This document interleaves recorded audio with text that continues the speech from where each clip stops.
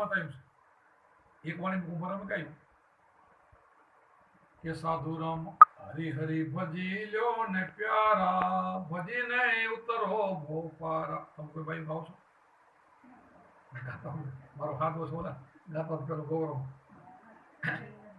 હરી હરી ભજી લ્યો ને પ્યારા ભજીને ઉતરો ભો પારા હરિ કા નામ હે અપારા નહીં જાણે આ સંસારા અજ્ઞાન અવિધાના તાળાડ ગુરુગમ વિનાય અંધારા રે સાધુ ભાઈ હરી હરી ભજી લ્યો ને પ્યારા ભજીને ઉતરો ગોપારા.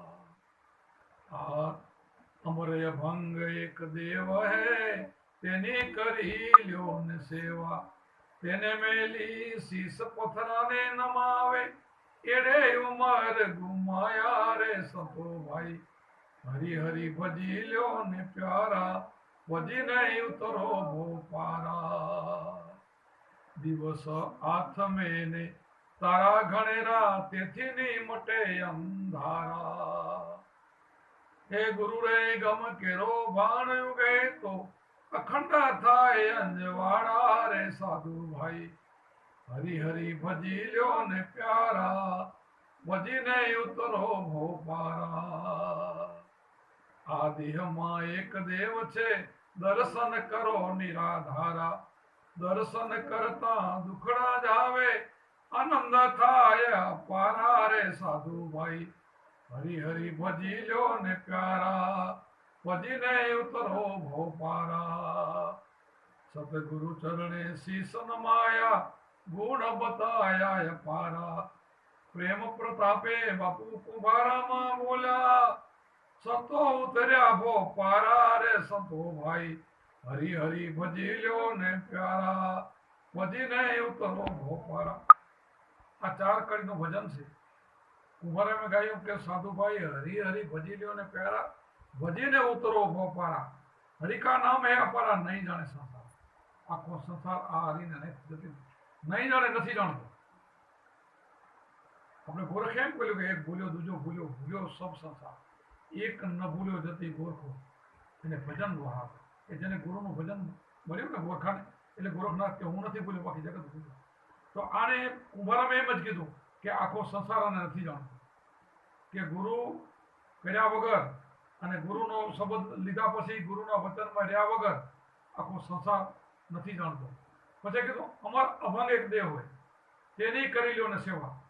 હવે અમર ને અભંગ કોણ? કે અમર એટલે મરે નહીં એવું, અભંગ એટલે ભંગાય નહીં એવું, એવો તમારો આત્મા.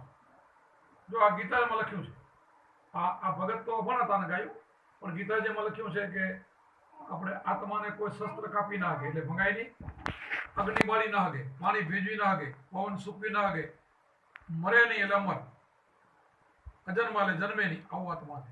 તો આમણે 2 જ વાક્યો કીધા, અમર અભંગ કે ભંગાય ખંડિત પણ ક્યારે ન થાય અને મરે પણ નહીં. અમર અભંગ દેવ હે આત્મદેવ. અમર અભંગ એક દેવ હે તેની કરી લો સેવા. સેવા કરો સમરણ કરો એની કરો. તેને મેલી શીશ પથરાને નમાવે એડે ઉમર ગુમાયા. કે આને મૂકીને એને જે પથરાને નમાવે એને તો ઉંમર એડે ગઈ. આમ કુંભાર આખી ઉંમર જ એડે ગઈ.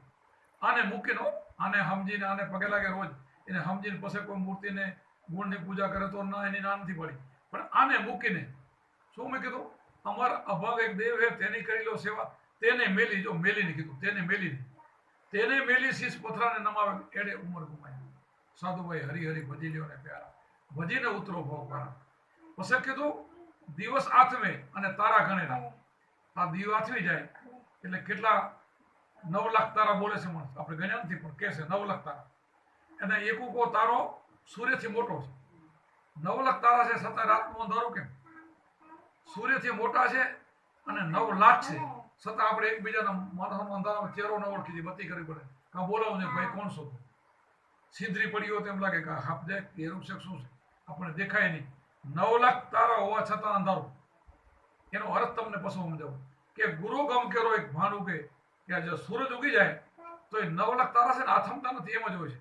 પણ સૂર્યનો પ્રકાશ થાય ને એટલે બધા ઝાંખા થઈ જાય અને બધું દેખાવા મળી જાય. એટલે ગુરુનો શબ્દ આવો છે કે ગુરુના શબ્દનો તમે પ્રકાશ થઈ જાય તો બધા જે ઝીણા ઝીણા ટમટમિયા છે ને દેવી દેવતા એના લારે તમારે ધોરણ બધું બંધ થઈ જાય. એનો પ્રકાશ એટલો જ છે. અને સૂર્યનો ગુરુનો સંબંધનો પ્રકાશ આવડો મોટો છે, બધું અંજાઈ જાય એટલે બીજી બધી ધોર મટી જાય. એમ કીધું દિવસ 8 મહિને તારા ગણારા તેથી નહીં મટે અંધારા. ગુરુ ગમ કરો, ગુરુ ગમે એટલે તમને સંબંધ, ગુરુ ગમ કરો ભાન ઉગે તો અખંડ થાય અજવા. પછી આ દેહમાં એક દેવ છે, એનો દેવ કીધું આત્મનામ. આ દેહમાં દેવ છે એના દર્શન કરો નિરાધાર. જો એ નિરાધાર છે, એને કોઈ આધાર વગરનો છે, એના તમે દર્શન કરો. અને આત્મદેવના દર્શન કરો, બીજા દર્શનમાં કાંઈ નહીં વળે. અને કાં તો જેણે આત્મદેવને પ્રગટ કર્યો એવા માણસોના દર્શન કરો. જેણે આત્માને પ્રગટ કર્યો ને, આત્માને જે ચીન્યો કહેવાય, જેને જાગૃત કર્યો હોય, હૂતોને ઉઠાડ્યો કહેવાય. આત્મા હૂતો હતો જ્યાં સુધી તમે ગુરુ નહોતા કર્યા, તમારો આત્મા હતો, અંદર કાંઈ અવાજ નહોતો કરતો, સૂતો હતો. પહેલા તમે જ્યારે ગુરુ કર્યા તેમ આપણે તમને કાન દાબાનું કીધું, માન સંભળાય, થોડુંક સંભળાય પછી બંધ થઈ જાય. સૂતો હતો અને સૂતાને તમે જગાડ્યો.